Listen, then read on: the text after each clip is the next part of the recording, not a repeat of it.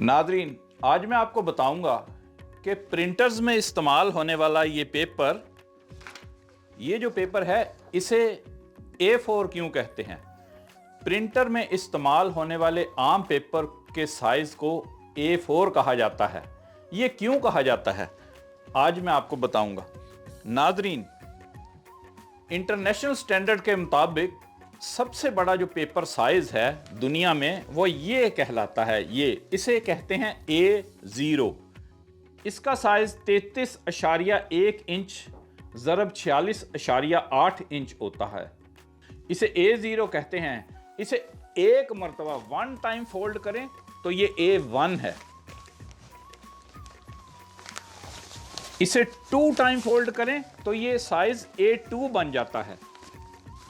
इसे 3rd time fold करें यानी 3 दफा तो ये A3 बन जाता है।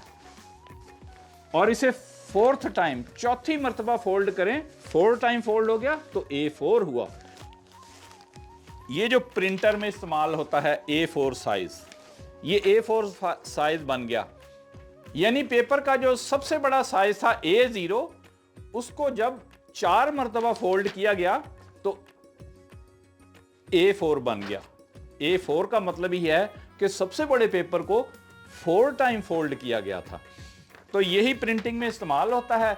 अगर इसको फिर फोल्ड कर दें 5वीं मरतबा तो ये A5 बन गया।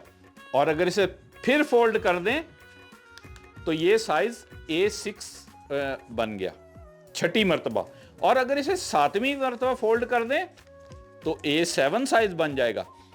और अगर इसे 8वीं मरतबा फोल्ड कर दें तो A8 बन जाएगा।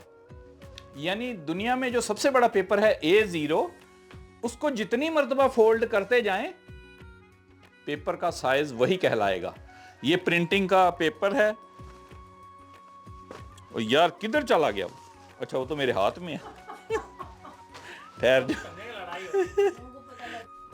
मैं हूं अमेरिका से अहमद फराज राव। हम आपके लिए लाते हैं मुख्तसर मगर दिलचस्प मालूमाती वीडियोस। नाज़रीन, अगर आप हमारी आने वाली वीडियो से बाखबर रहना चाहते हैं तो नीचे सब्सक्राइब बटन पर क्लिक कर दें। और अगर आपको हमारी वीडियो अच्छी लगे तो लाइक बटन पर भी क्लिक कर दें और इसे दूसरों के साथ भी शेयर करें।